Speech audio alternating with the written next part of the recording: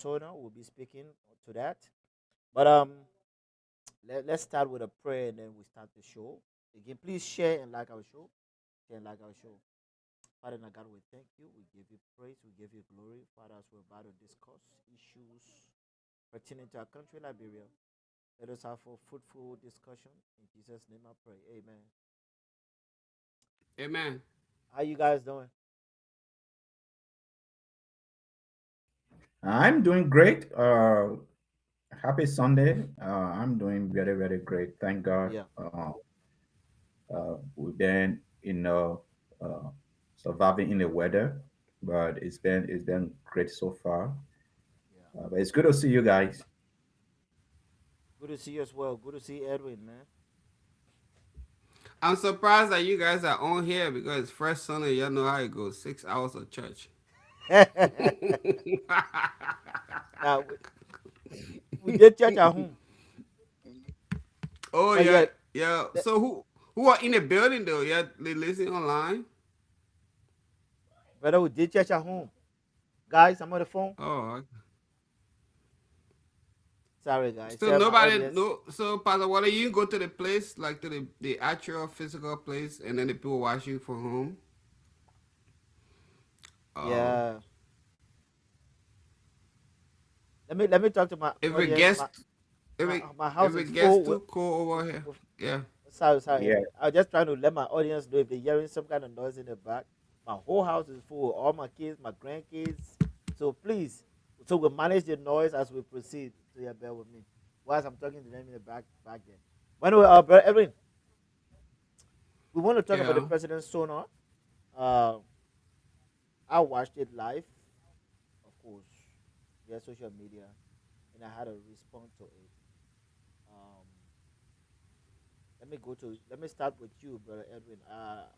If you've seen the president Sona, what's your take on the president Sona? So just do your whole intro and then you go into it. Unfortunately, I watched it though. Unfortunately, I was my oil change and they had all of the other parts, so the taking long. So I said, let me kill myself on this thing.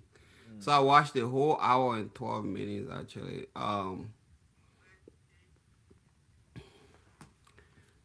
The thing here is, guys, like we have to be very serious. Like we come on here.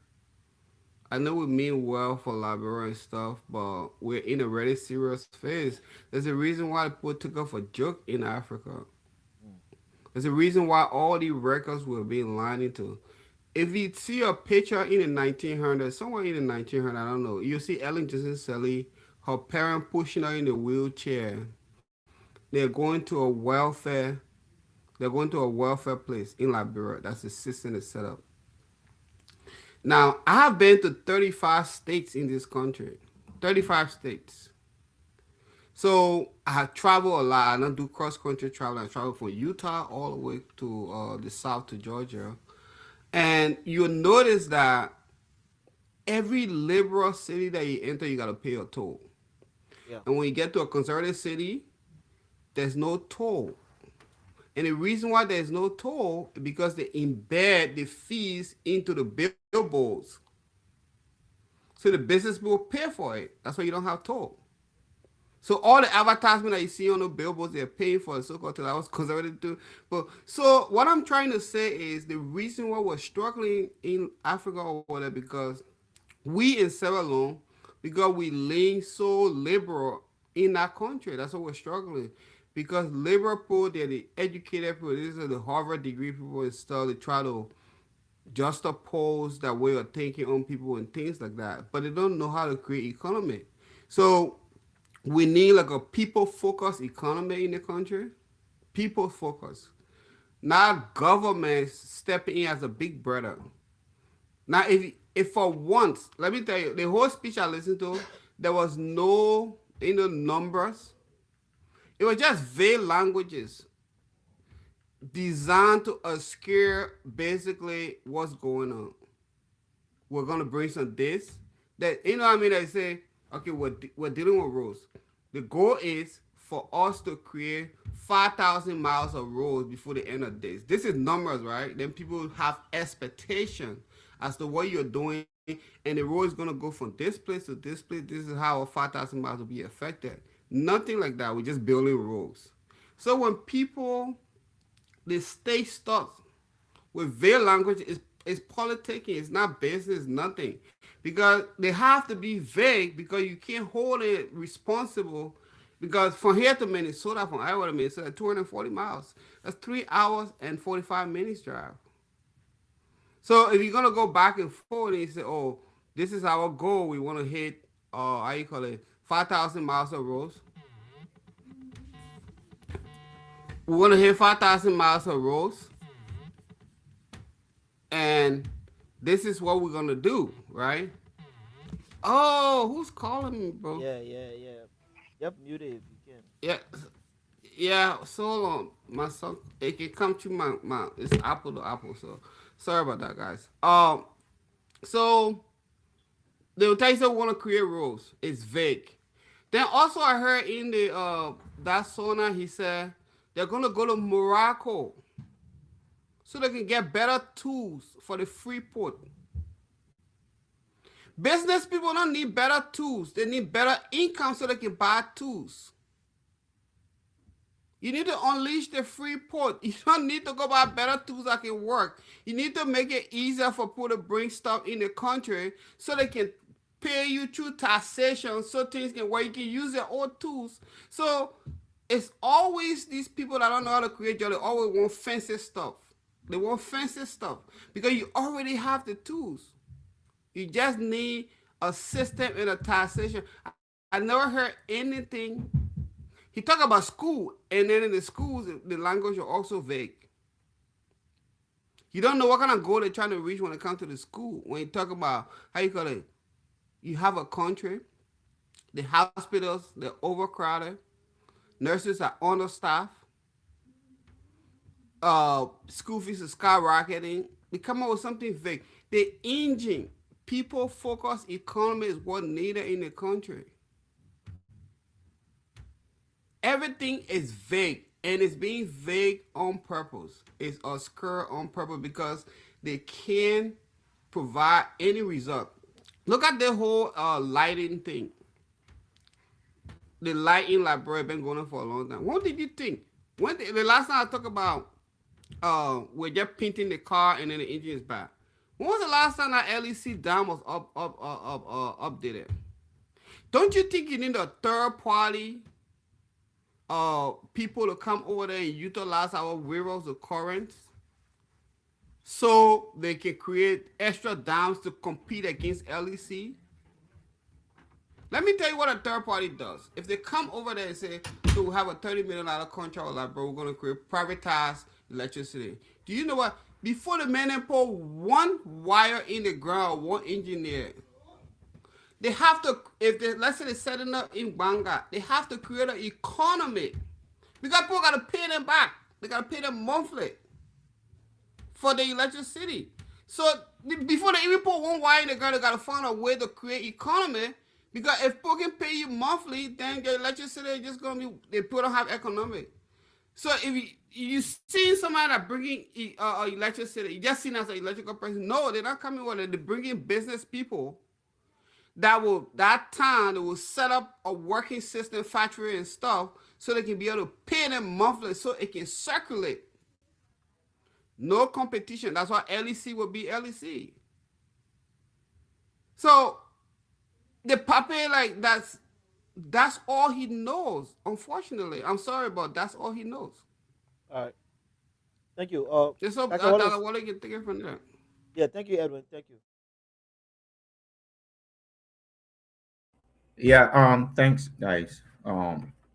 Yeah, I watched part of the president's SONA. I couldn't finish it because the president was lying a lot, and I just felt that it was not worth listening to.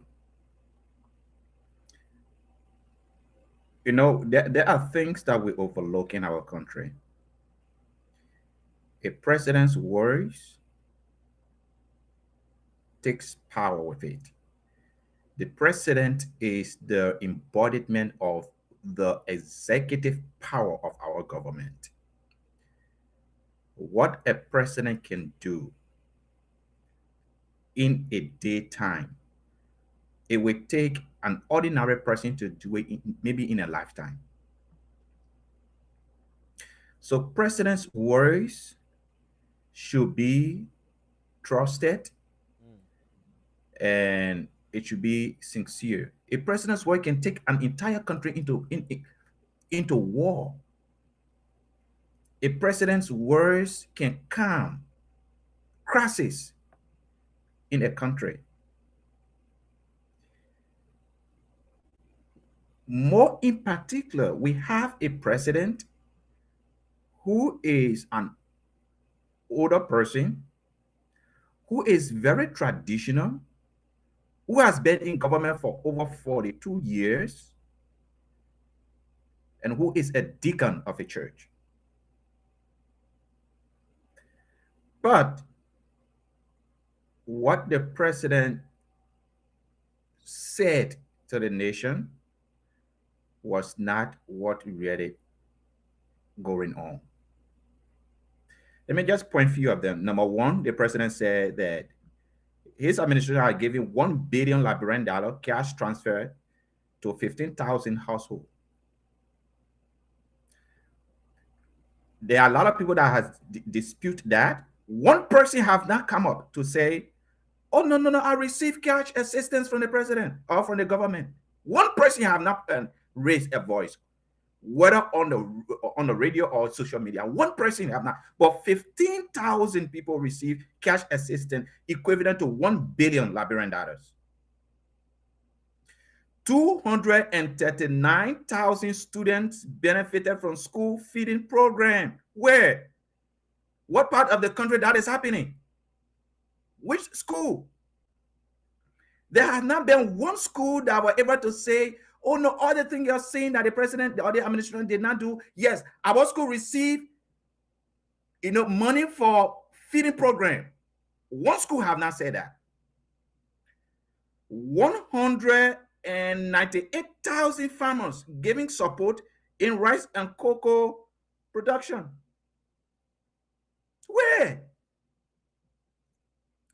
Then the one that made me man to turn off my phone was the 70,000 jobs that have been created. 70,000 jobs. 70,000. Edwin, 70,000 jobs the president reported that have been created in Liberia in various sectors. 70,000. And Liberians are everywhere crying for employment.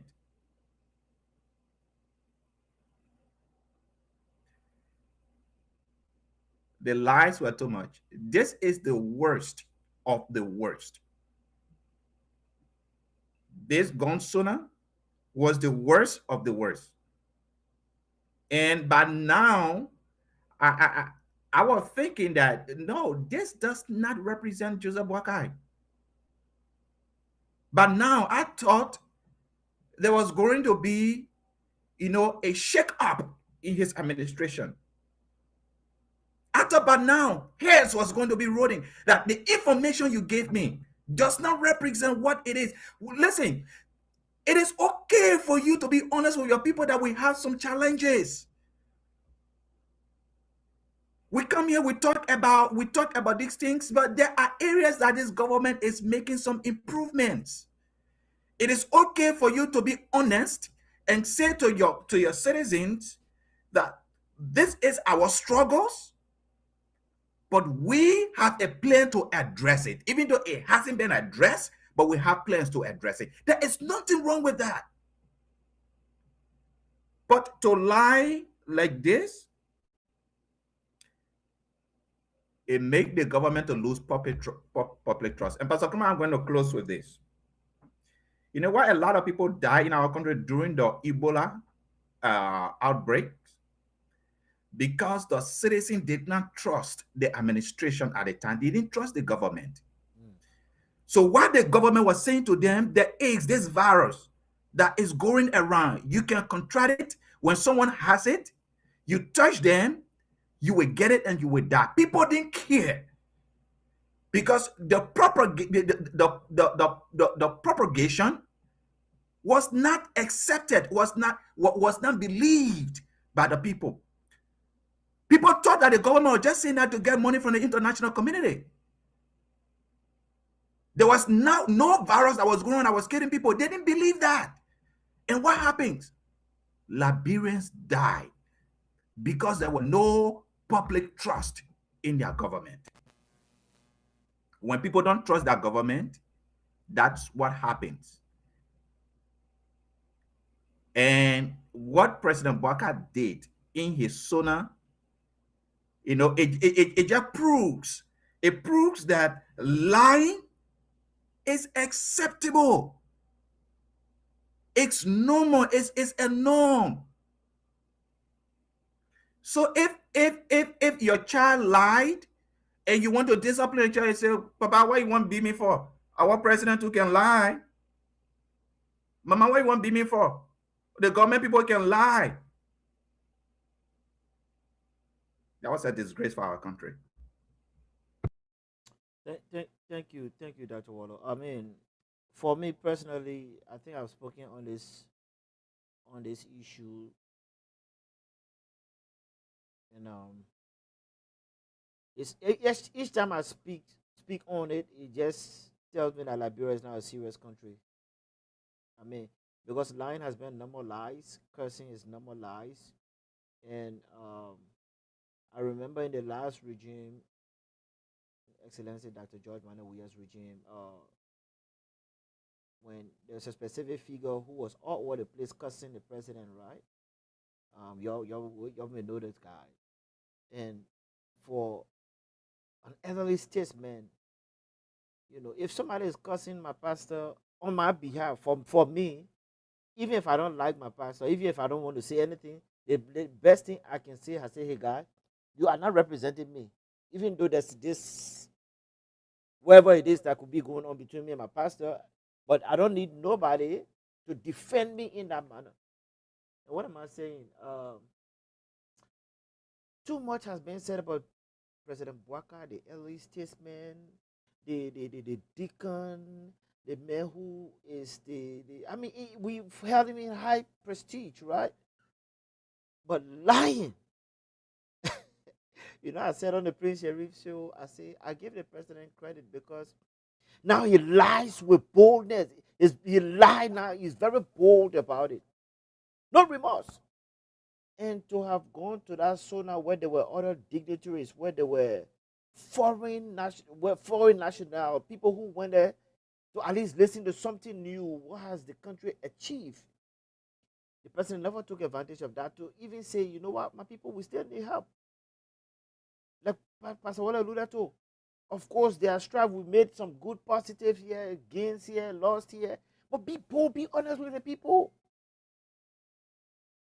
No, but the president thought to lie to the country, lie to the people, the nation, and everyone.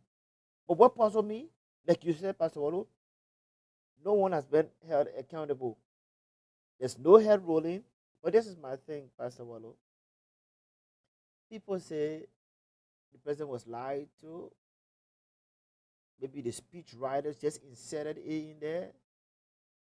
This is what my question comes to you, Brother Edwin.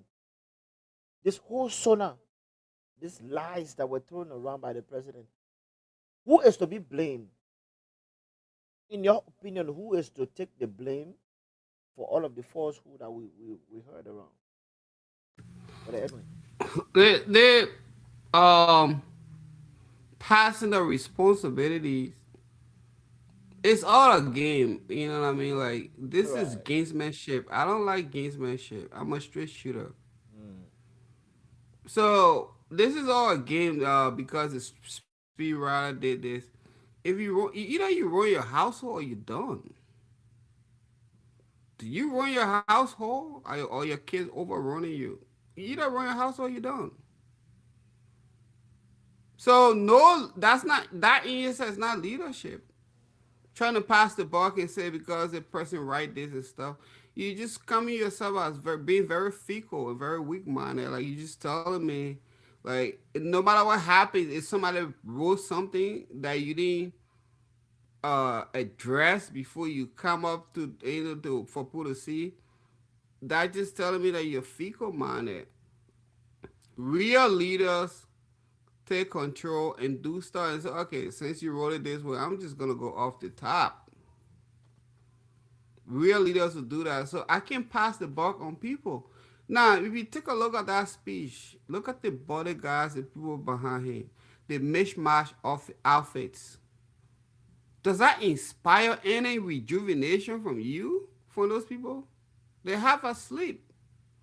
Chatted that interview, man, were most jubilant than those people. I'm serious. Like, look at those people. Look at the people in the audience. A lot of old folks. These are the people that want to like arrest the country, arrest Misha, and started trying to put the country on red track. There was no like Socrates died because he was addressing the youth. Wise people always gravitate to the youth because you draw strength from them. You can talk to them, but you draw strength from them. No youthful stuff in the crowd behind him whatsoever. The country is going down the drain. It's just looking quiet. They're trying to speak eloquently towards that. No needle is going to be, like I said, I've been seeing it all the time. Nothing is going to be moved as long as Joseph Boakai is over there. He's trying to be Ellen Johnson Sirleaf. That man don't even have his own idea. They've been being in politics for 42 years. When the man went to Ministry of Agriculture, what did he do? What the revolutionary you can remember what Joseph Boakai doing as the Minister of Agriculture? That's it. Where they put and have dispute. Okay, we settled the dispute. We make sure. Like, this country is so used to corruption that people can't give them facts. They can't tell and say, this is how it happened. This is where it's going. This is the number. This is what we're targeting. If people are just, leaders are just talking like this with no projection numbers, no graph, nothing, it's BS. If somebody just talking like that, I'm a numbers person. If you tell me that we're going to put 10-wheeler market over here, okay, that 10-wheeler market over here. The reason we're putting 10-wheeler market here, we're going to have 2 people guarding the wheeler market. So it's going to be 20 people employed. Then the reason is they place a traffic area. So people let it eat peanuts. So we're going to have a lot of peanuts in the wheeler market. You're giving me numbers. You're telling me what things going. But they don't. They're so used to just saying nonsense. And people just take it out with. They're not telling you anything. They're telling you about roads. They're telling you about yellow machines. They're talking about police things. They're not giving you no numbers. They don't have to. That's the population they created. They don't have to. Like, unfortunately, that's why I see. Like they're used to it though. That's what they have to do. Thank you.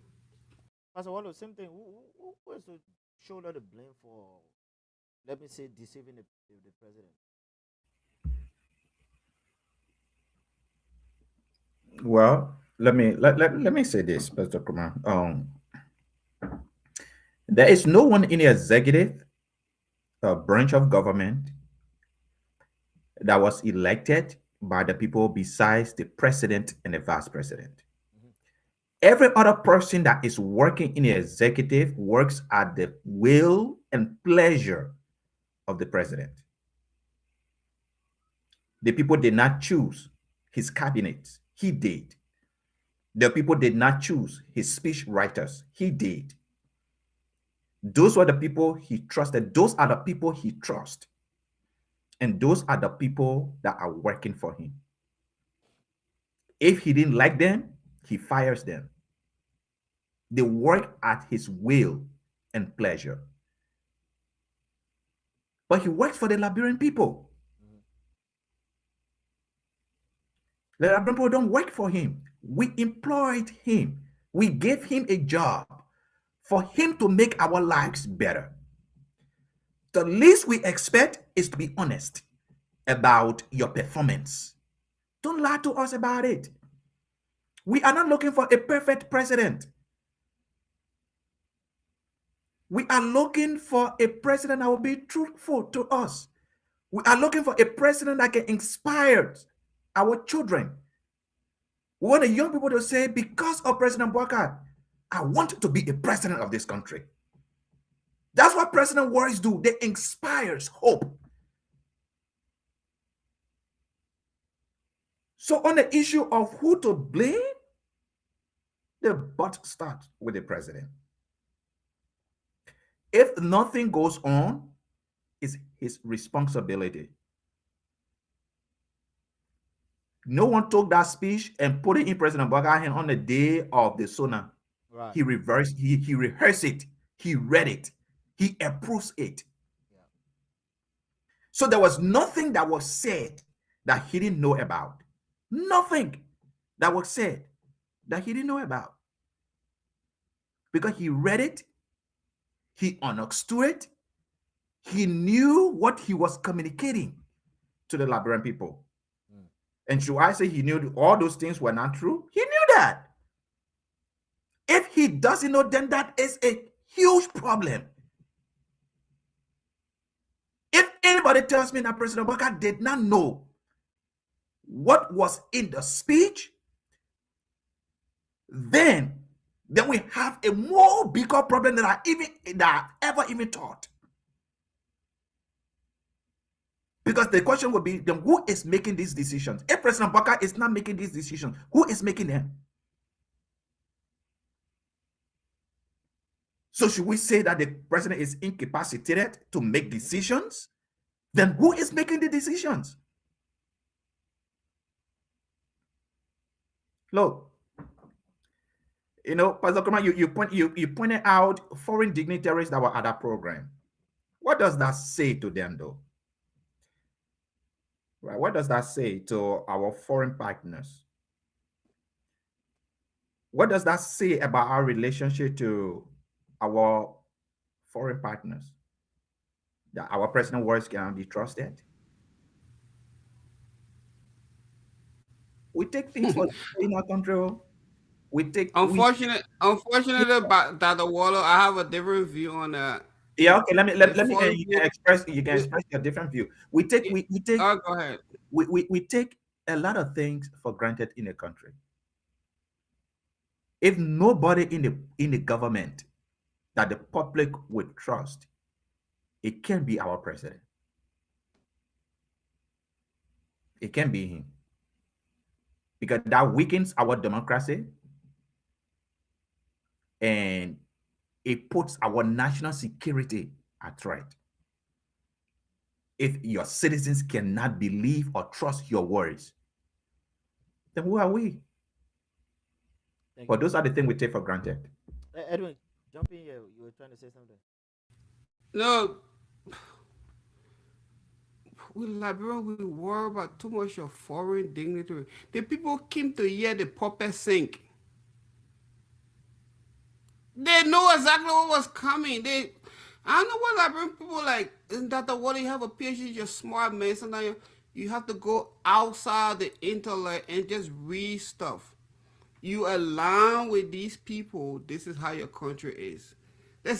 Nobody need to tell you the kind of friends you have and how things are going with you. We've been aligning with these people for so and so thing. We are their lives in the place. Do you have a rich friend that can credit you? Do you have a rich friend? Do you have a millionaire that can credit you? You friend with $1 trillion, so-called friends with $1 trillion men in America. Your country like that. And you thinking you can go outside the box a little bit and ask yourself, say, what's going on? You got $1 trillion friend. The most powerful nation in the world, your country just like that. You need to go outside the box and critically think and say, what the heck is going on? They foreign people, they want what the puppet sing. They're not embarrassed, nothing. They wanted to the pirate orchestrated by them. You can go ahead, brother Montgomery. No. I was just going to add to what you all been saying here. For the most part, the very speech itself, the SONA, was leaked a day before. That's just to say how unready, how prepared the president, his inner cycle. I mean, how can they protect anything when the SONA that the president is going to deliver is leaked? Again, I just go back to President Inner Circle when I said who head must roll, who is to take responsibility, and there's no accountability here because the president read the SONA with ease. Like Pastor Wallo said, look, the more you lie, you start believing in your lies, and that's a problem for a nation. He read it. The president rehearsed that SONA. I want to believe a day or two before. He looked at it. Apparently, he was even happy that, wow, our country has really developed to this place. I'm happy to go say it out there. But president is not true. Then again, that's why it tells me that it speaks to the president inept because the reality is all around you, president. Let me speak to a specific issue here. The president in campaign candidate in presidential candidate at the time doing the campaign. Of course, President Buya is the president. The president got on a podium and said, when he becomes president, you will not find children selling in the streets of Monrovia, right? And when he said there are 200,000 kids that are being fed by schools, the reality does not act. Shows rather. Pastor, what do you have been in Liberia recently? I've been in Liberia recently. The number of kids that are selling, the number of kids that are selling on the streets of Monrovia, how is it they've tripled? So, what schools is either the children are refusing to go to school and sit home, or there's some managerial, some kind of imaginary kids somewhere that are going to the school and benefiting. But again, let me speak somebody where the math is not mathing, it's not adding up. Where is this president taking these numbers from? To just bold-faced lie in front of the people who entrusted you with this office. That's why I said that. The president even said in his speech that there are 80 clinics have been furnished with solar panels. Meaning LEC can go, but these clinics can run. And these are all in the solar. The 70,000 job, I'm not even going to go to it.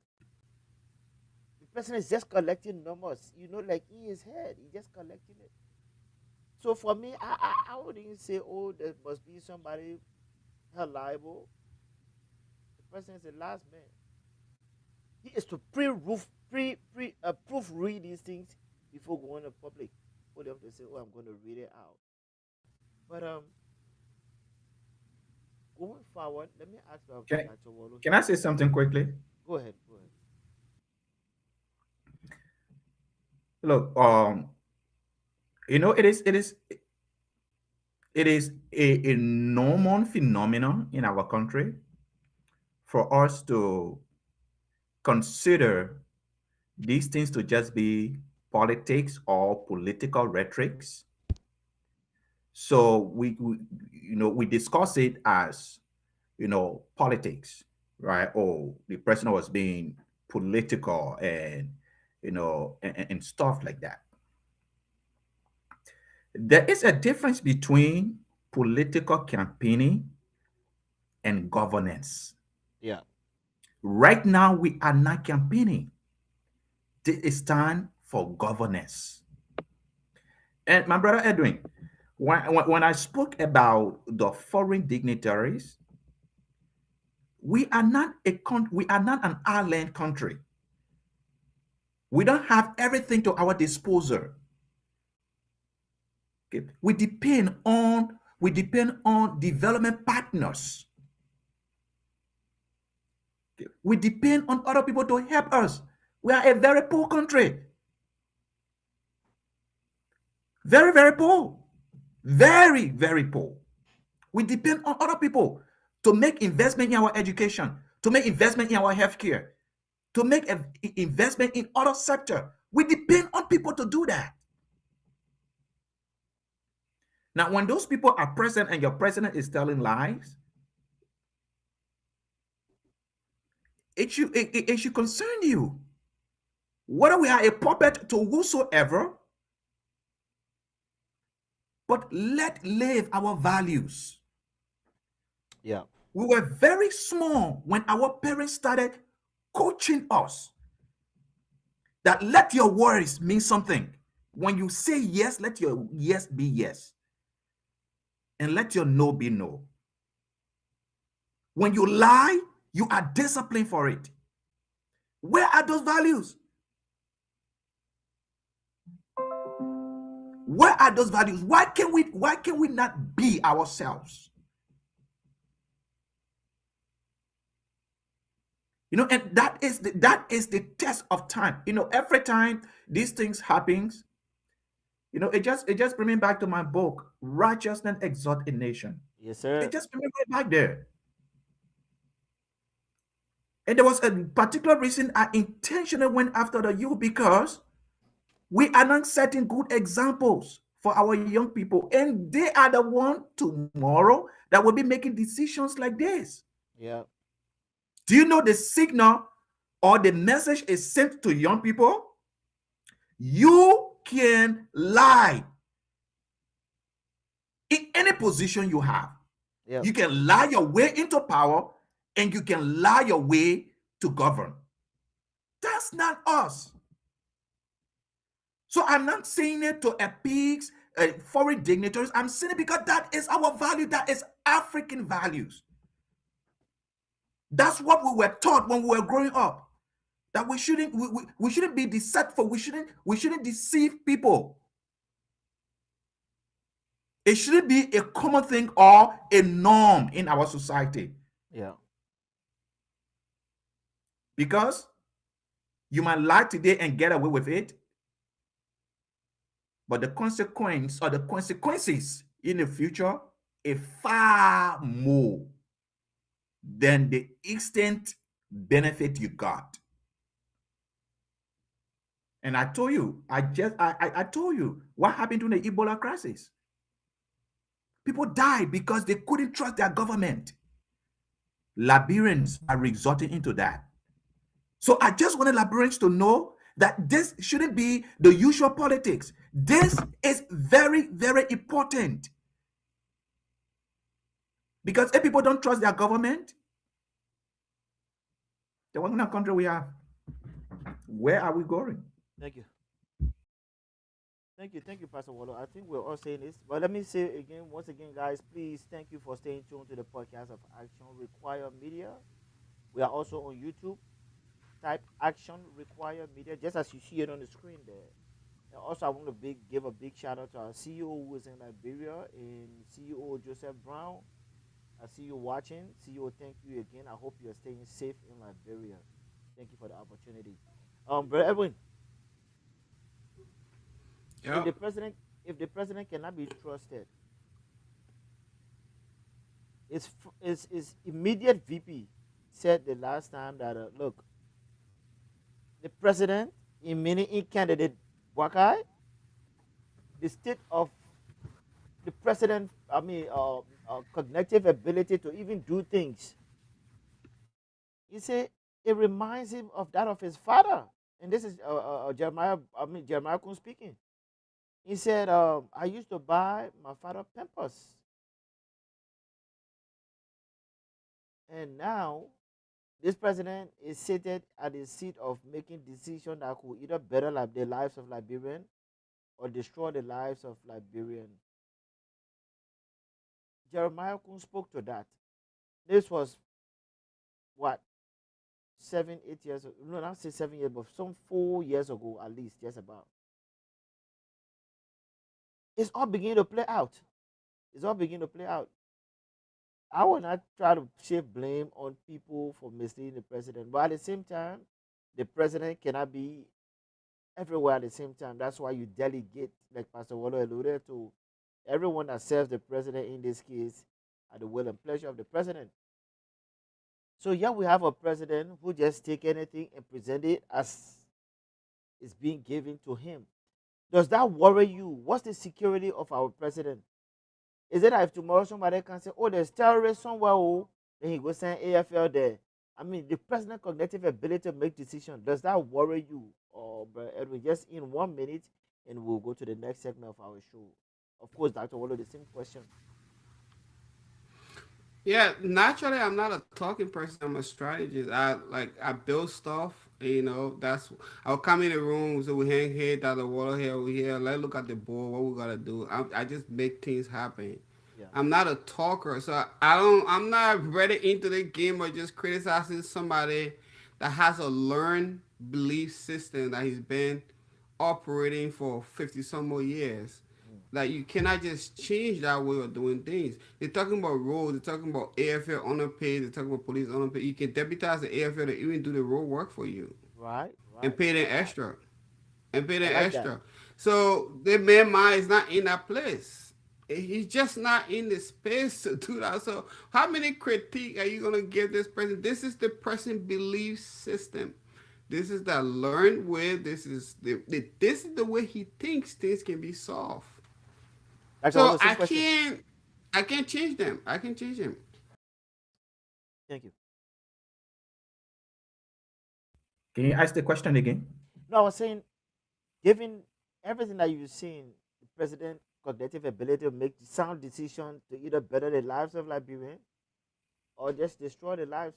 What are you afraid of the president's state of being for making rational decisions that will help the country? I don't think I'm at that place yet, unless someone tells me that this president is not aware of his own speech that he was going to give to the nation. Mm. If an inner cycle individual tells me that, then I would be more concerned about that. Uh, Okay. Right now, I just my thought process is that they wanted to present a story that is beautiful, mhm. but with no facts to back it up. Okay. So they wanted to look good. But what benefit you have if you look good on paper and in reality people think otherwise? You cannot solve a problem that you cannot acknowledge it is a problem. Yeah. Until that's why I strongly believe that they are not going to address this unemployment crisis in our country, because they haven't come. The vice president said that is one of their struggle, that is one of their challenges, right? But the president said something totally different. 70,000 jobs, Pastor Kruman. Ethiopia. 70,000 jobs. Look, if it was true that this administration in 2 years created 70,000 jobs, do you know what it means? 70,000 families benefiting from 70,000 jobs? But Dr. Olo, let me hold you there right there. Why you will You fight the president? Hold on. Why you will fight the president? The president got market with me. He put that on his list. The president just told you that he got 10,000 youth that they sponsor for some kind of technical thing, technical college or sponsorship. He adding all of that. The president, you just heard our Maserado senator in DeLong that accused the government of selling work permit to foreigners. All the numbers add up to 70,000 or more. Let's give the president credit. Yeah, someone said that. He said even people that ride the keke, Yeah, not the keke, but the bikes. yeah. Either the They keke even and the bikes. All of the guys you see. yeah, all of them are included in the 70,000. So, Yeah, so somebody's bike, right? I got my own bike. Then you say you give me a job. yeah. Working for somebody. I working. Well, it's sad, man. Look, I think Edwin and myself we've been singing this song, right? Yeah, The people that make the system to be what it is cannot be the people we look to for the solution of that system. yeah. We have to look somewhere else. They don't have the solution. Look, I said here before that I have sat to President Boakai and I have spoken to him before. I believe him when he said to me, or what he said he was going to do. I believe him. I just think that his age is not permitting him to do the work that he wanted to do. So everything, he had good intentions going to the presidency. He doesn't have the answers. He can be what we want him to be for us, Liberians. 2029 will be another chance. And I'm praying and hoping that we will look somewhere else, not to the status quo. Look somewhere else. We need a private sector economy that will provide private sector jobs. The CDC and the UP, they don't have it. They don't have it. We need somewhere. We need other people. Let it Alexander Cummings or the Musa Hassan Belete or the Simon Freeman. We need to try other people, because the people we have tried, they have not given us what we need, and they did their work with honesty. Let us believe what they have given us, and let us not think that they have something else to offer. After 12 years, we are giving United Party another third term, and it is the same old thing. You bring CDC back to power, it will be the same old thing. Nothing different going to happen. The only thing they'll do is maybe they will exaggerate how United Party were more corrupt than they are. But nothing else going to change. We need to look somewhere else. Thank you. Thank you. Yeah, So Dr. Waller, I think you were on a spell when you spoke to Joseph Boakai. That Lufian spell were in the building. Um, that's just what happened because just trying to eschew his age, right? And put in a younger setting. Tell me what he's been doing. Look at my track record. Like that's the same thing they put in elected Judge Weir. You're Every right. business that Judge Weir ever been part of, it failed. Even that water business, a Galley Street boutique, everything failed. The Lone Star, everything failed. So you look at him when you're a youth. Okay, let's say he may have a change of heart. He's older now. He doesn't have something. He may have children that are educated. He may have money. Why don't you get into see if they have the fresh new idea? So I think you're on a spell. Maybe you're how you got a starstruck or something. Saying I would remember. I personally wouldn't be. I would have just put left fire on his seat so he could be able to something. Because I personally think the people are incapable. Period. Incapable. They don't know how. They may say you need to go get a new equipment for Freeport. That's what you need. That's what you worry about right now. You know they put in a new fancy shoe and fancy pants so they can take tests? That's what they need. They need a fancy pen so they can be able to take tests. They don't want to study. Somebody burn a candle and write with pencil and pass. They want fancy pen. That's what he wants. That's what his mind is. No. thank you. So as we prep for the next segment here, let me again say thank you all to our listening audience, their social media.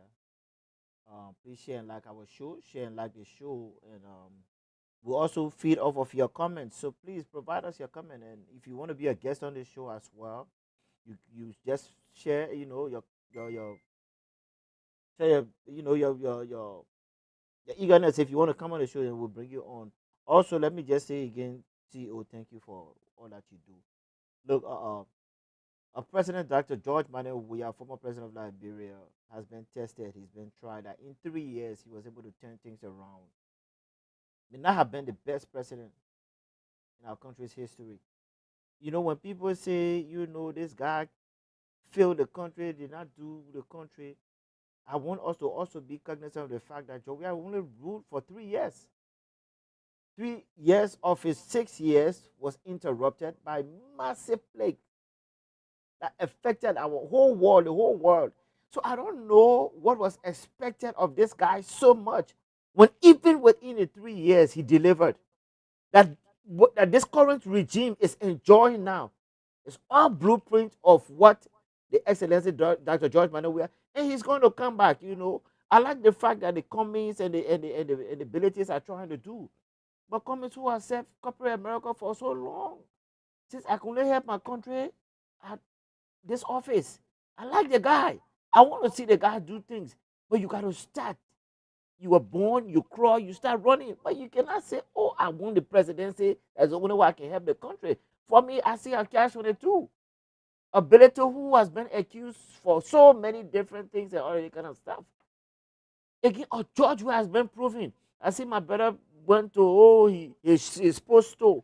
This was not the man who ran the store. Just like we are talking about Boakai. I built a store, put somebody else to manage it, to feed you and the family. Whilst I work overseas, the store fell. Again, it's good. It's a fair argument. Or George who has been tested and tried. We see that. The man is not one. He's not power hungry. When the election went on, he gave it up. When the people say, oh, but now these are the same people. They see Alexander Cummings in the country. They see Belete in the country. Now, right now, if you were to take a poll, if we were to send our camera, CEO is in Liberia. In fact, I'm going to put you to this challenge. Let CEO take the camera, go in the streets of like Monrovia, ask the people, because those polls are there. Different network did it. Who do you want? In the faces of Alex Cummings and everybody else, there will be one name that will resurrect. So what are we saying here? Is it that our people don't know how to make the right choice? But again, that's to each his own. But President George, we are prepping him to come back. Hold on. I have a quick question for you. Hold on. You will ask me. Do you know people that can draw? That can draw? Do you know anybody? Yeah. Yeah, I'm an artist. I draw. Yeah. Do you know people that can't draw? I know people that cannot draw. You cannot draw. Joe cannot draw. He can't draw. Everybody can do everything. Everybody can do everything. No, he can't. He's not politics, nothing. You get the man out. This is a complete affront to the kids that's your opinion. That are in convent, that are in Katira. You tell them say them go to school. This is what you're supposed to do. So what's your point? You're going against that. What's your point, Edwin? They are 9th grade student that play soccer because you got popularity. You should come in. Edwin, let me debunk that statement into all arguments. Do it turn. When you go take money from the ATM library and say you got something for me. That's still happening. The mess of the system. That is still happening. They mess of the system, bro. That is still happening, and you will not equate that. I think it'll be a very sound man, but they're backing for this CDC thing. No, you don't. I'm not sound when it comes to this. I'm not even sound. But Edwin, let me tell you something. You got spell on you. Yeah, okay. It do. If that's. But let me tell you, Edwin, for a fact check, right? Among the most educated top 10 presidents of the world, of Africa, Jawia might sit at the 7th place of all of Africa. So that they high school board at Jackie, no, they may have doctorate degree. So when you come and talk about they may no. But lettuce cookie with no salt. You like lettuce soup? Or you gonna fool him? And now you eating it. People are eating it. Listen to it. Yeah, while he's speaking, so I don't want to interrupt him, but let me say this, right? Go ahead, Dr. Wallo. You bid for I love President Weah. Okay, I love President Weah. President Weah and I, we came from the same place. President Weah is from Sastan, Grand Creek County. I'm from Sastan, Grand Creek County. Okay, I don't think any of us here, don't admire what this man have achieved. But when it comes on the economy, providing a private sector economy and providing private sector jobs, President Weah is not the man for the job. He might be good at other things though. What we want now is to build our economy that include a private sector. President Weah is don't take it from me, take it from the former finance minister, Samuel Tuer. He himself said it, that the CDC government or the CDC administration failed. And that's one second now, I listen to you. Let me finish. Go ahead. Because when I talk about CDC, then you are all white man calling. Go ahead. Right? Be patient. You will come back to power. Okay? President Weah is still popular. He can win an election, 2029. Winning an election doesn't mean that you can do the job. It doesn't mean that. I think we misunderstood what I said. That's why I want to bring clarity and correction to it. Yeah. So my point is, We are at a pivotal moment where we have to build an economy, a 21st century economy that will absorb the youthful population we have with jobs that can sustain them and their families. That is where we are now. That is the person we want. And in my honest estimation, President Boakai is not the president. President Weah is not the president. All right, thank you. UP is not a party. CDC is not a party. In my honest estimation. And that's fair. That's fair enough.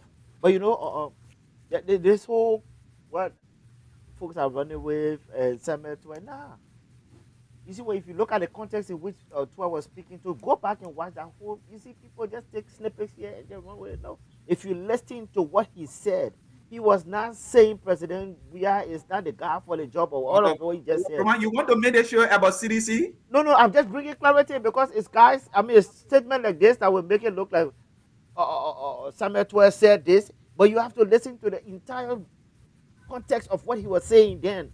When you understand it, you will not be saying what you said, Pastor. With all due respect. But let's go back to Samuel Tua. I would rather on Samuel Tua admitting the fact that we dropped a ball. That's an honesty there. Versus Gafuan, who said in his time now, there will be nobody going unpaid.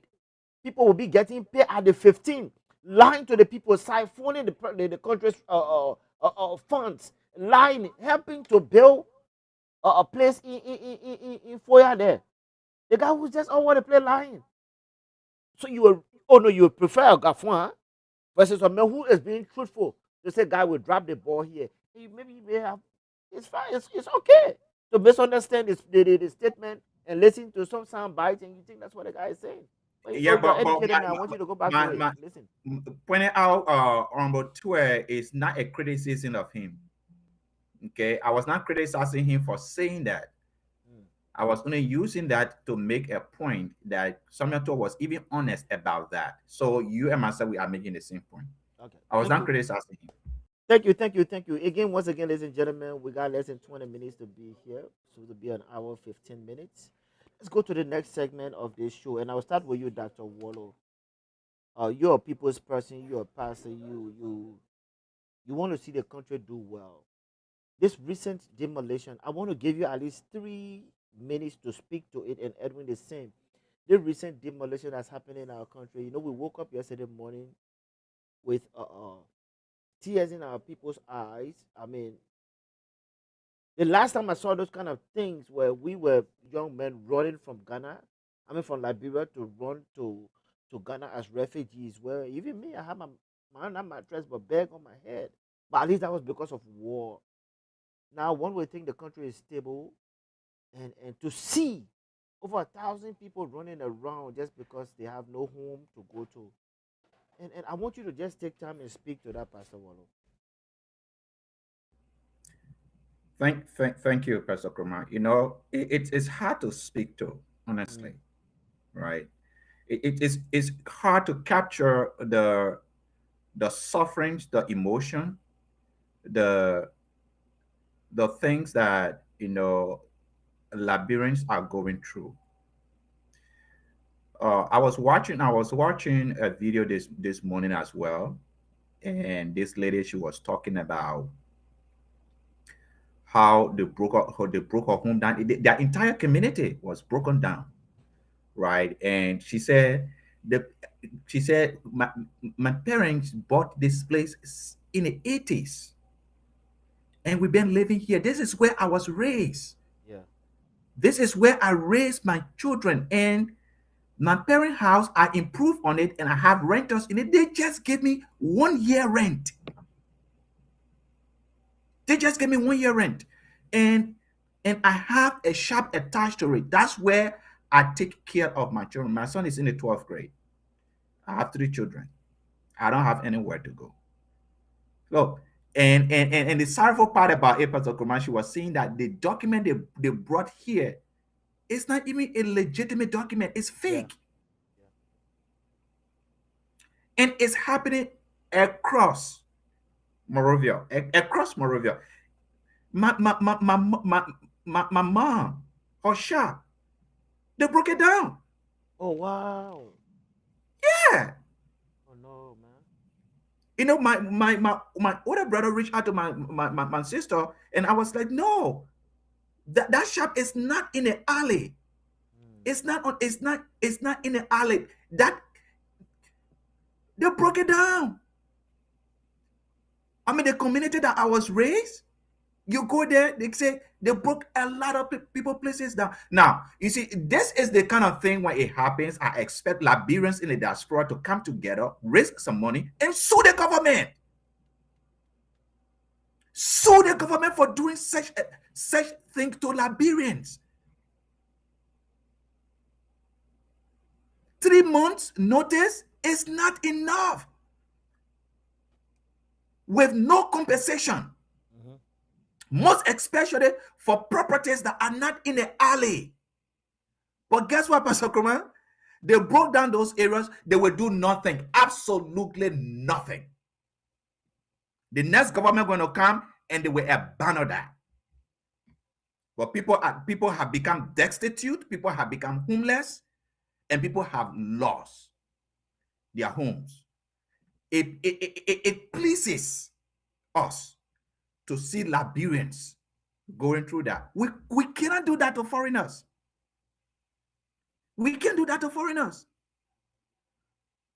But it pleases us to do that to our own country. Liberians in their own country have become displaced.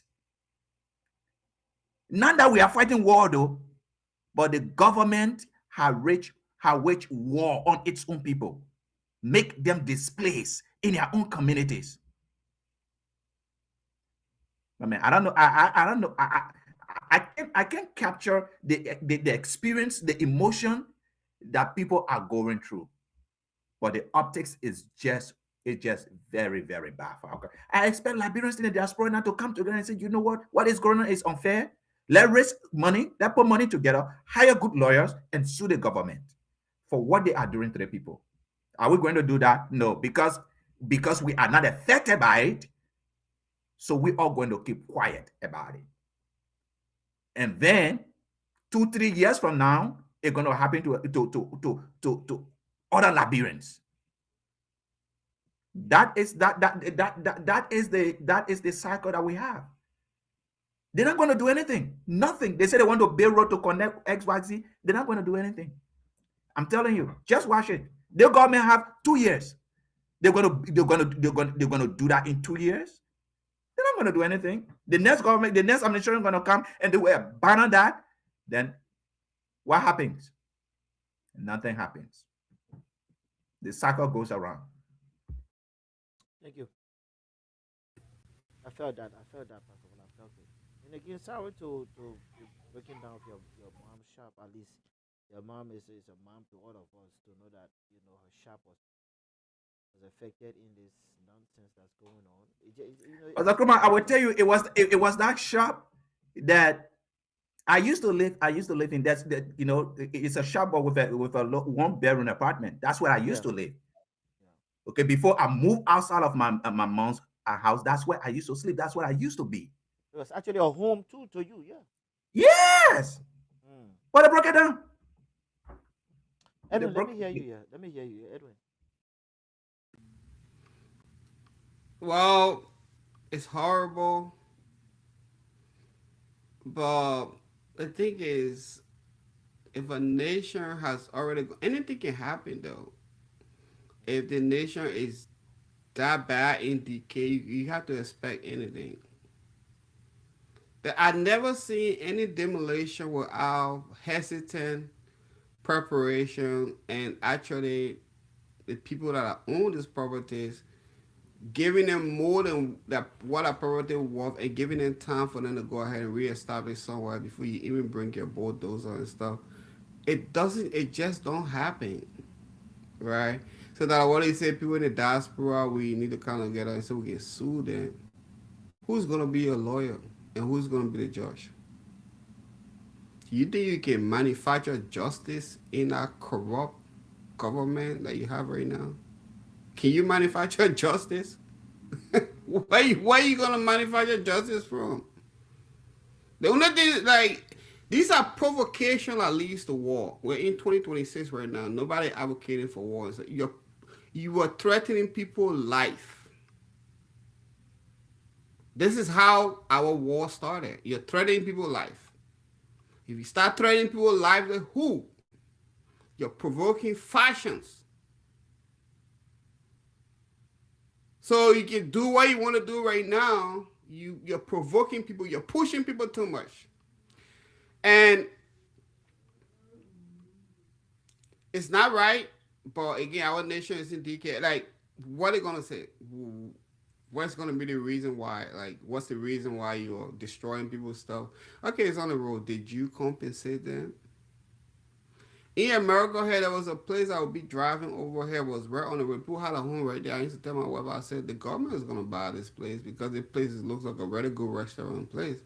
And these people they're gonna make some money. They pay the poor almost 3 times more to break their homes down.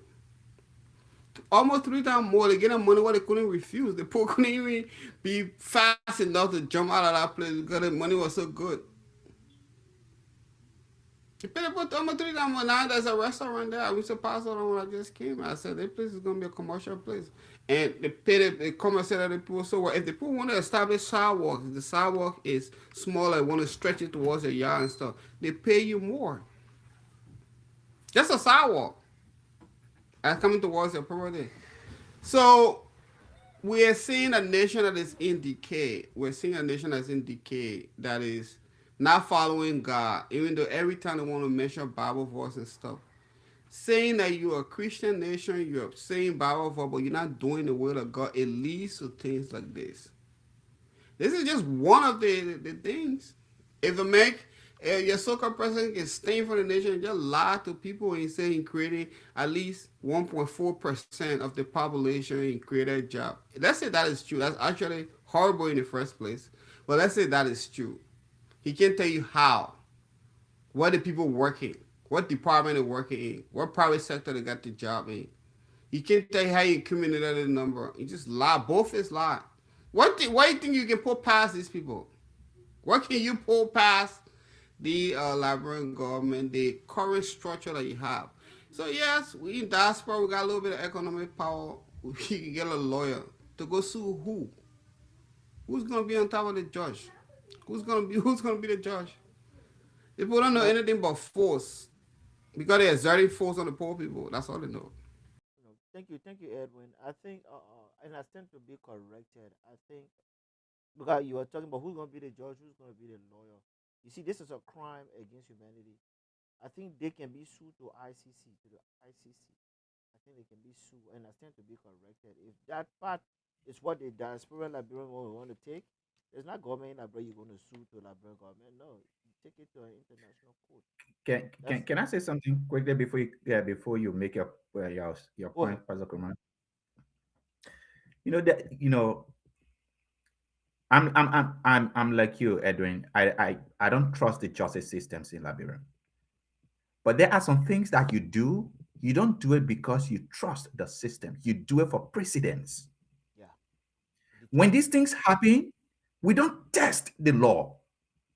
We don't test the system. We just allow it to go. That's why it keep repeating. We might not win it, but it's going to set a precedence. It's going to send a message that you don't just treat Liberians anyhow. You don't just do things because you are a government, because you have power. That is the message, and that is the precedence it's going to set. And that would be a good precedent to set. Thank you. And that was where But we don't have an example of such cases. We don't have that somebody wants something. You in a small court. Do you have one? What's the percentage? I think, Edwin, what we are saying here, let it be a start. If this was set as a start to sue the Liberian government, then let it be on record that this is a start to that. Naturally, I'm a legal-minded person. I love the law. Naturally, I'm a legal-minded person. That's why I leave finance, because for finance to succeed, you gotta have legality to go through. Naturally, but I don't foresee that in Liberia. I don't have 10 people in Liberia I can trust with the legal system. Not 10, not even 5. I don't. So What am I gonna waste my time? Do I want to wait? Do I want to raise my own blood pressure so I can be eligible for two doctor appointments instead of one but in a year? you I'm see, not this is doing what I that. see happening here, Edwin and Dr. Wallo, in 1 minute here, right? What this says to me personally is that the poor will always suffer injustice in our country, Liberia. The poor will always suffer injustice in our country, Liberia. What do I say so? If you know Kalano, Kalano has this huge building, some part of Central Morovia there. The same demolition guys were going around and demolishing buildings. Do you know that those guys went around Kalano building? Now, Kalano is a millionaire. He's a friend of this government. The demolition, his building, which is a commercial building, is sitting right within the alleyway to be destroyed. And the guys came up and said, "Oh no, it was just a couple of inches outside the alleyway, but you could pass around and break the houses that's behind the building." But Kalano is on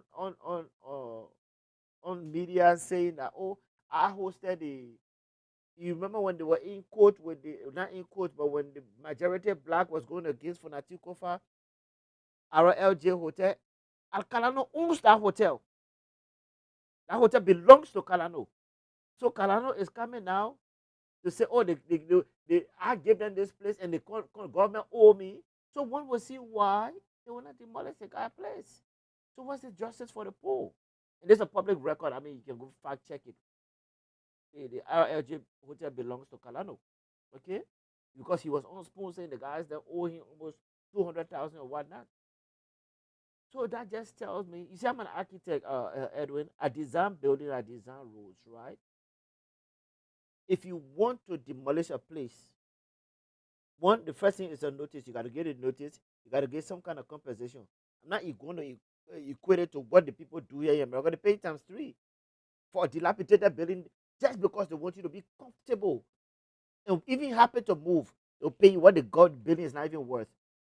But there has to be some preparation made. Blueprint. The people within our community will have to see that development coming in there. They will even be excited, but there has to be some kind of resettlement package, right? Now, when it comes to laying down the structure, if a road that is going to take few kilometers, why destroy a whole community? So hypothetically, let's just say, okay, if it's a estate you want to put there, still. Now, I was saying in another show, what this just did to our country, it create more hardship on the people. So if my home was breaking down and Dr. Wallo say, "Oh, Jesse, you and your family, you can come here. You and your 2, 3, 5 children can come here." If Dr. Wallo was cooking 2 cups of rice, because I'm there with him now in a 2 bedroom, now he's going to be cooking 3, 4. Liberians, regardless of what it is, we are family oriented people. We are very good to our people. But how long will Dr. Wallo keep me and my family for? So what government, what is it? There's always injustice, some kind of bad behavior towards the poor. And that's what I see our country is failing. Our country is failing. So I think we got less about 10 minutes to be here on this show. I would like you, Edwin, give your last point of view, do your closing, and Dr. Wado, you will do your closing, I will close with you. Yeah, I don't know. I be praying every night. Like we need like a dark horse in our country. We need somebody to overturn things. We really do. I cannot withstand like before this show. I don't even read Liberian news on purpose because it's against my medical stuff. So I don't like. I never read Liberian stuff because things would just go in the same way. Like why would I do this to myself? I'm trying to be healthy. Try to work for my family and provide for them. I don't know be reading regressive Liberian news all the time. But hopefully somebody will pop up. But we really do need somebody like we do because things as it is right now, it's not the way to go. It's not the way to go. The understaffing of hospitals, less nurses and doctors availability, the congestion of schools, no competition to private sector, everything just skyrocketing. the invaluability of the Liberian dollars, the no attention to creating private sector and looking at like a people-focused economy. There's not even a hint that these people want to go. The people say they need a better machine at the Freeport. That thing pissed me off when I heard it. They said, we need to go to Morocco, we need to get a better machine. Why do you need a better machine? You got people in the diaspora that want to bring that stuff for cheap. And you can buy a machine. Why do you need a better machine? I think that person just said it with a straight face like that, like nonchalant. Said it with a straight face. We need a better machine. We got to go to Morocco and get a better machine. Do you know we don't have a couple of grades gases in Liberia? Just one grade.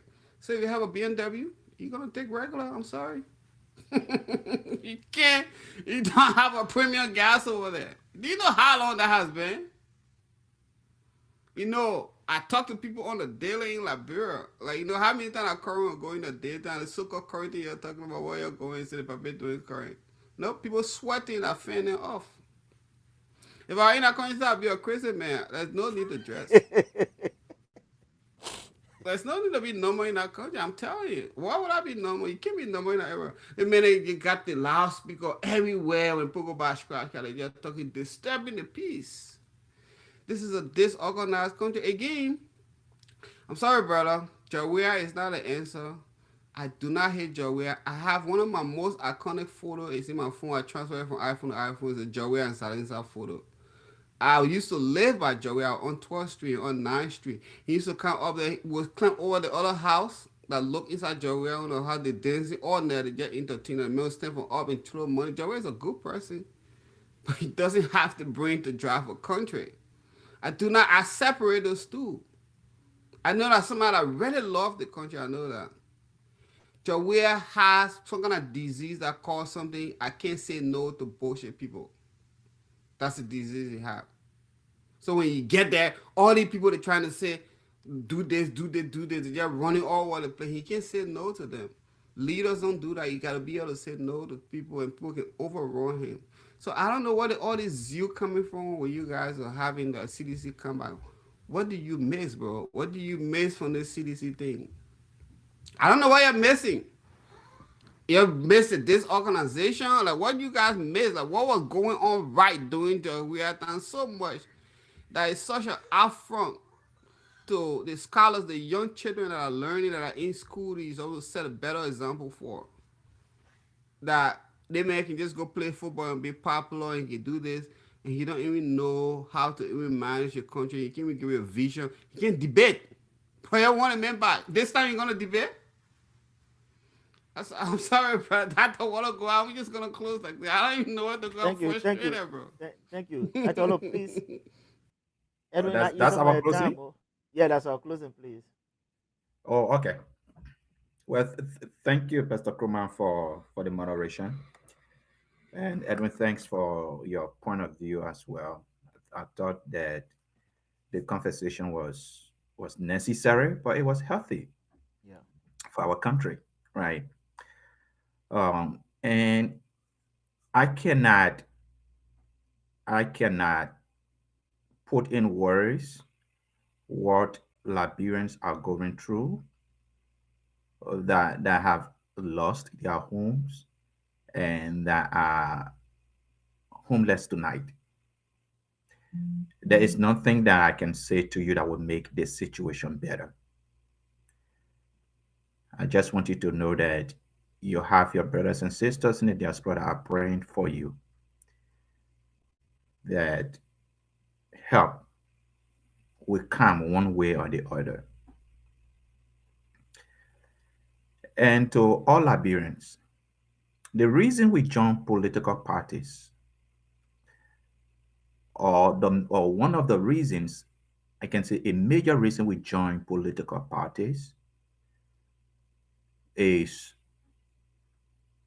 we believe that our political party can be used as a vehicle to make our country a better country. It's not to make the political party a better political party, without factoring in the common denominator that is the country.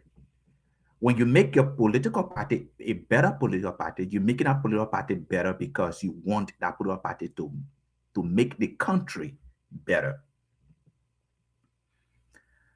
And I say that to say to you that if the country is the major reason you join a political party, and now that political party is now in power, they now have national governance, they are now in power, and that party is not doing what it promises to do, and you don't say anything about it, you remain quiet because you are benefiting from what is going on, then shame on you. You are not patriotic. Shame on you. A very big shame on you. I don't even want to know you. Because the reason you join a political party in the first place is to make your country a better place. And you see that is not happening and you keep quiet. You are complacent with what is going on. See what is going on with your brothers and sisters. Do you feel okay that Liberians youth, Liberians children are addicted to drugs? Do you feel happy Liberian youth don't have any pathway to success? Do you feel happy that children are going to bed with no food? Do you feel happy that your country is ranked the 8th poorest country in the world? Do you feel happy that your country does not have a good healthcare delivery system? Do you feel happy that your education system is a mess? Do you feel happy about these things? Now you are in power and you are complacent about it. It's not your political party. You don't live in UP. You don't live in CDC. You live in Liberia. Liberia is the country. And so if we cannot make ourselves better to make our country better, then we disappoint God. Because God trusted that you will be a value addition to your country. That's why he made sure that you were born in our country. And if you are not doing that, you disappoint him. And I want every Liberian to think about this. Whatever organization you are a part of, whatever political party you are a part of, no political party is greater than a country. When a country is better, then everybody is better. Not when a political party is better. When a country does well, then everybody does well. And that should be our focus. And so if there are things that are going on in our various political parties that is not right, we have the obligation to speak up and speak out loudly and clearly, because that's what our country deserves from each and every Liberian. God bless you tonight. Thank you. Thank you. Thank you. Again, let me say big thanks to our listening audience via social media. Again, thank you, CEO. Thank you, Dr. Wallo. Thank you, my brother Edwin. It's been a very That was good show. powerful, that water. That was powerful. Yeah, yeah, yeah. Thank you, thank you. Thank You you. almost got me as a new member to your church. So up until I'll we meet recruit you. again. I will recruit you. Small, small. You're coming small, small. I know. Just being in church for 40 minutes, you got me. You don't know how to recruit me. So up until we meet again next Sunday, it's been good to have you all. Stay tuned to Action Required Media. See you all next Sunday. Stay blessed. Thank you all. Thank you. I appreciate it. You did a really good job.